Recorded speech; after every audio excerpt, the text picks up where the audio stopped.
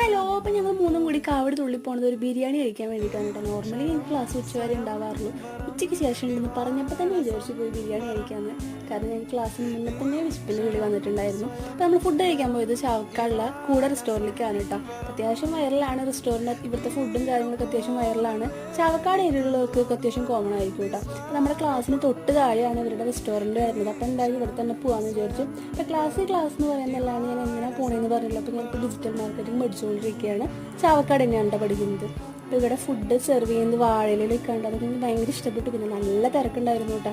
വാഴയില, ചമ്മന്തി, സർലാസ്, അച്ചാർ ഇതൊക്കെ അവർ ആദ്യം തന്നെ കൊടുന്ന് ഇട്ടുന്നിട്ട് പിന്നെ ഫുഡൊക്കെ സെർവ് ചെയ്യുന്നത് നല്ല രസമായിട്ട് തന്നെ അവർ സെർവ് ചെയ്യുന്നുണ്ട് കേട്ടോ. അപ്പോൾ ഞങ്ങൾക്ക് 3 പേർക്ക് ഇടുന്നത് ഞാൻ വീഡിയോ എടുക്കുക. അപ്പോൾ ആ ചേട്ടൻ എടുത്ത് വീഡിയോ എടുത്തു എന്നൊക്കെ പറഞ്ഞിട്ടിരിക്കുകയായിരുന്നു കേട്ടോ.